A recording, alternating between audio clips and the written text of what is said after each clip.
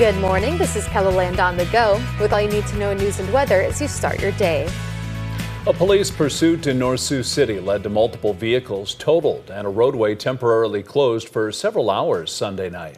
Officers tried to pull the driver over around 6, but the suspect took off, running 2 stop signs after getting off exit 4 onto North Shore Drive, then heading onto Highway 105. Police say after passing Shamrock Road, the driver suddenly slammed on the brakes, causing 2 patrol cars to collide with the suspect's vehicle. All 3 vehicles were totaled. Authorities say the suspect then tried to barricade themselves inside the car and was believed to have a knife. The suspect was taken to the hospital. No officers were injured during the pursuit.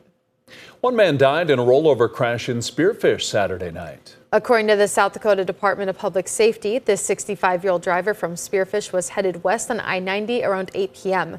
Officials say after taking exit 10 in northern Spearfish, he drove into the ditch, vaulted over a fence with the car landing on its roof. The man was thrown from the vehicle, and officials say he was not wearing a seatbelt. He was taken to the hospital where he was pronounced dead. The United States and Israel launched strikes on Iran Saturday after several attempts at trying to reach a deal over Iran's nuclear program. The strikes, given the name Operation Epic Fury, has drawn both praise and pushback. But U.S. Senator Mike Rounds of South Dakota says he has support for President Trump's decision. This is a necessary step to send other parts of the world the message that we are capable of defending our homeland while at the same time looking farther down the road at major threats. Tina Smith, who is a Democratic senator from Minnesota, posted on social media in part, quote, "Trump has launched a reckless, illegal war." You can read her full statement as well as comments from Senator Amy Klobuchar, Senate Majority Leader John Thune, and South Dakota Congressman Dusty Johnson by visiting this story on Keloland.com. Well, now let's get a check on our weather with meteorologist Scott Munt. Good morning, Scott. Good morning, Summer. Good morning, everybody. We are looking at a slightly warmer day today as compared to what we had yesterday. Also watching a couple of rain showers that will make their way across the southern half of the area. I would say about 20, maybe 30% chance to get a rain shower to move through. But that trend can continue tonight, and maybe a couple of isolated showers can hold for tomorrow. But warmer weather is on the way, especially by Wednesday and Thursday. And Brian will have more details on your forecast coming up. Thank you, Scott.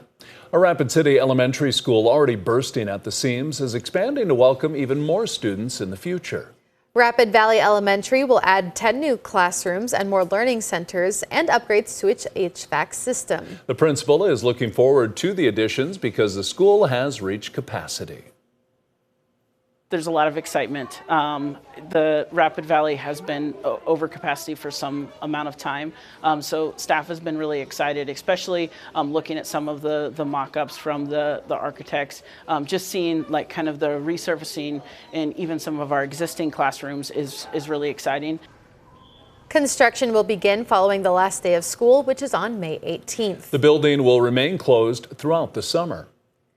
2 Sioux Falls small businesses are recipients of a special grant. Tara Shepherd Boutique is one of the stores that will receive the grant. With sustainability at the core of the shop, they plan on expanding the refill area.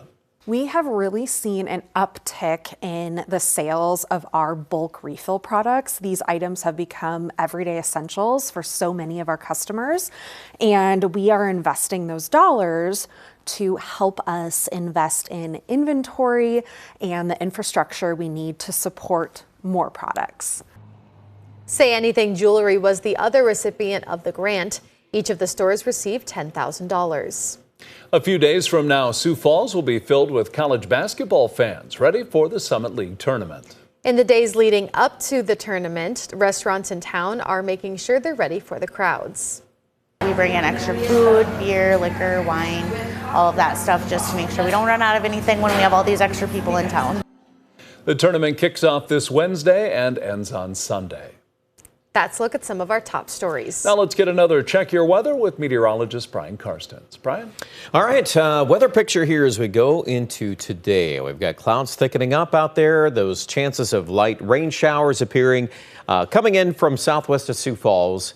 late this afternoon. I think into the early evening is probably the best chance of that in Sioux Falls, as those numbers are above freezing. So just to kind of consider that as we kick off the day. Here's a visual picture of those showers originating southwest of winter. And then again, those little patches of moisture will be migrating to the northeast. Mitchell, Chamberlain kind of gets tossed into that too here as we round out the afternoon. Your numbers today in the northeast will be primarily in the 30s. We'll see if we can touch 40 in Aberdeen this afternoon. I do think a lot of that moisture, whatever does fall, is going to be sliding east and south for tomorrow morning. So on Tuesday, we're going to start to pick up even warmer weather. We've got an opportunity to surge to at least 50 in Sioux Falls, low 60s in Rapid City, and that is just the start of warmer trends ahead. The cloud cover could be a little bit of a factor here in that forecast as we go into late Tuesday and Wednesday. But even this right now, the projections on Wednesday afternoon, at least mid-50s in Sioux Falls.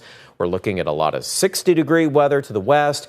And we think right now that more 60s are going to show up on Thursday, especially in the south central and southeast. Beyond that, it gets a little more complicated. Thursday night into Friday. We think that right now there are some players here at hand of some deeper moisture to the south. We're probably going to start to see this frontal boundary lighting up with showers and thunderstorms. I'll be curious to see how the timing changes over the course of the week and the exact placement on these features. And we're here to tell you that this is definitely barking at us with a more active weather pattern. So stay tuned. There could even be a component of snow on the backside of this system. And I do think the far southeast, an early bird indicator that we may have some severe weather. We're just beginning to look at that possibility. Okay, so our team of meteorologists will be discussing more on those subjects throughout the week. Make sure you stay tuned with Kello. We've got good experience on this, and we think that this pattern matches well with some in the past that have resulted in some of these things in March. So at any rate, today we're going to keep it with some lighter showers in the south central and the southeast. 40s and 50s out there. It looks like we're shoo-in to be well above average here for Wednesday, Thursday. Really, Friday, too, becomes debatable there. That really hinges on how those showers and thunderstorms develop, what time of day. There's a whole laundry list of things we're watching on Friday. The weekend, I will caution you, too, we may pull back some of those numbers. That's another little tilt we're starting to watch. And then we see an opportunity for more warm weather at the tail end of the 7-day forecast. So March is going to come in and start doing its typical thing here. We see this a lot of variables that start changing in March. And there's Aberdeen Pier. You'll see the same idea. We warm up for Wednesday, Thursday. We're going to bring in some precipitation on Friday. And that very well could feature some snow chances, especially in the Black Hills. That is another little bend here in the forecast we're starting to notice. So stay tuned for updates. More on this at KELOLAND.com.